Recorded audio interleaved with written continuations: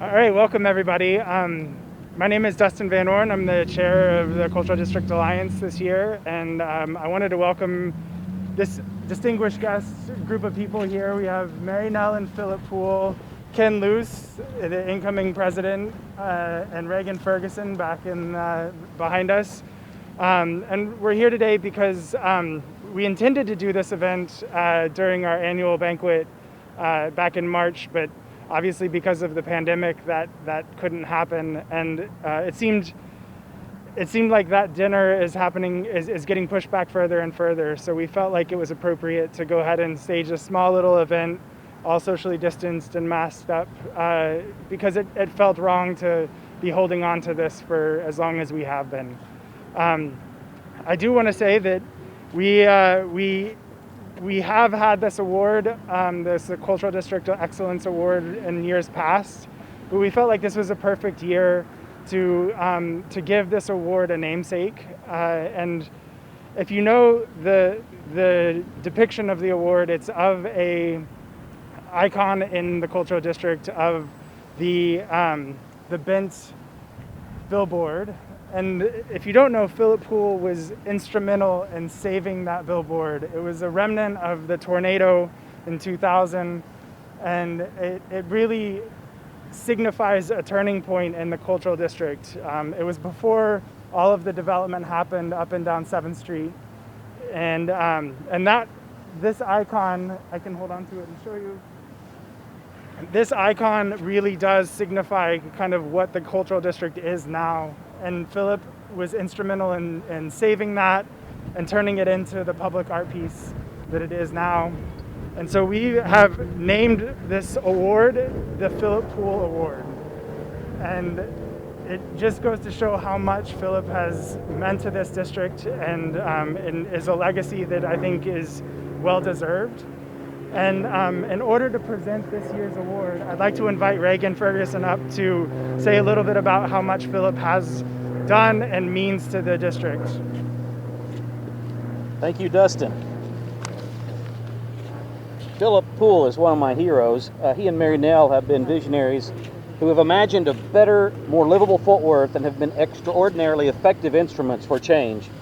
Their influence can be seen in our active and diverse lifestyle and prosperous urban village that encourages development alongside adaptive reuse, that provides walkable green streetscapes, that honor important events of our past in ways that integrate us and art into the environment.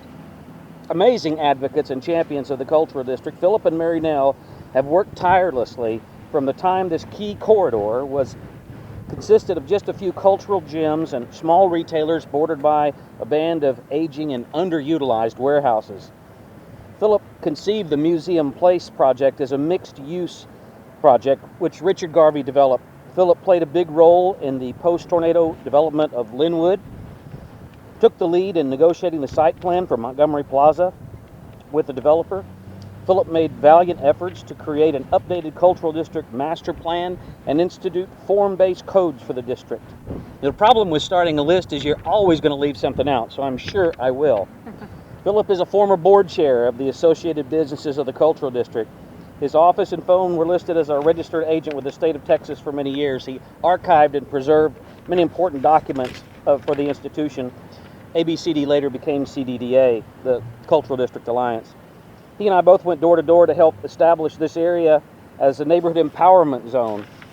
He was instrumental in forming the Cultural District Development Initiative, which tried unsuccessfully to initiate a property improvement district for the area, public improvement district. Also helped guide the efforts to overturn the Van Zant deed restriction, which forbade alcohol sales on all land owned by Major Van Zant, and when overturned, the land of this 170 heirs skyrocketed, the value did. As a proponent of the modern streetcar, Phillip gathered economic data from Portland as well as several other areas. He was on point as promoter and cheerleader for the streetcar. He believes in its economic as well as environmental benefits. And even after the city voted not to pursue a multi-million-dollar federal grant to study it, he successfully fought to have the 7th Street Bridge built so that one day it could accommodate light rail or a modern streetcar. Phillip had the vision for First Flight Park, where we stand today in this green space facing Carroll Street, and worked with the Federal Aviation Museum to secure donations for an exact replica of the Blériot aircraft, memorializing Fort Worth's first flight in 1911. And after the 2000 tornado, as Dustin mentioned, the twisted billboard metal supports of Al's Trim Shop. Phillip, with the leadership of JG Holdings and others, saw creativity through the chaos and convinced Ruth Carter Stevenson and architect Robert Venturi to incorporate the found art into the design of a new post office in an adjacent park on 7th and University. Under his leadership, ABCD lobbied the city of Fort Worth for free parking around Will Rogers and painting and maintaining Lancaster Street Bridge. His presentation of Mr. Carter's neighborhood was a portrait of our amazing cultural district, showcasing the incredible wealth located inside the museums, but also the foresight of Amon Carter and other leaders who laid the foundation on which so much has been built. His goal has always been to leave the cultural district better than he found it, which is a tall order, but he and Mary Nell have been amazing advocates and champions of the district. And their attitude of stewardship carries through to our goals today, to leave it better than we found it. What a pleasure. So we would be happy and honored to present the 2020 Phillip Poole Award to Phillip and Mary Nell Poole. Thank you. Whoa. You want to go speak? Just walk back. You want to hold it? I'll hold it while you walk up there. Wow, This thing's heavy. after hearing all that, I'm tired. I have truly been blessed. 50 years here. A great place to be. I've only been speechless one other time in my life, and that's when I tried to remember the vows I wrote when Mary Nell and I got married. I blew it, and I'll probably blow it today, but thank you. I do appreciate it. It's a wonderful place. We don't understand, I think, sometimes how blessed we are to live in a collection of great places. Not just the museums, but our parks, the river. We truly are, we're going to have to stay vigilant. We have to protect the values of our cultural district. Garrison Keillor came and did a speech in Arlington, and he said Fort Worth was probably the only place in the country where they had to point out where the culture was. I don't think we have to do that. I think we're seeing a lot of people understand and appreciate this area. And I look back over some of the things I've had a chance to work on. The near south side started at about $280 million in value in year 1995. It's worth $1 billion right now in private investment. This side of town, the west side of Fort Worth, is worth $1 billion.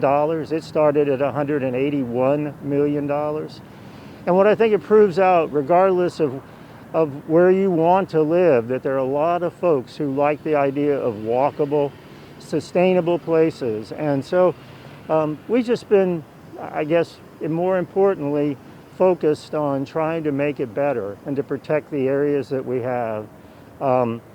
I couldn't have done it without Mary Nell. We have just been blessed to have a good partnership. You know, the joke that I have with her is, you know, I get out there and I'm the sort of the band leader, but even on circus parades, there's a guy with a shovel and a broom cleaning up behind the elephants. And someone asked him once, why in the world did he do that? And he said, what, give up show business? Mary Nell has been a great partner, executes some of the things that I don't have the ability or the skills to do. And I really am appreciative of how this organization has stepped up and is focused on how we can make this part of our city really special. I think Fort Worth has made it through a lot. I don't know how we're going to come out of the pandemic.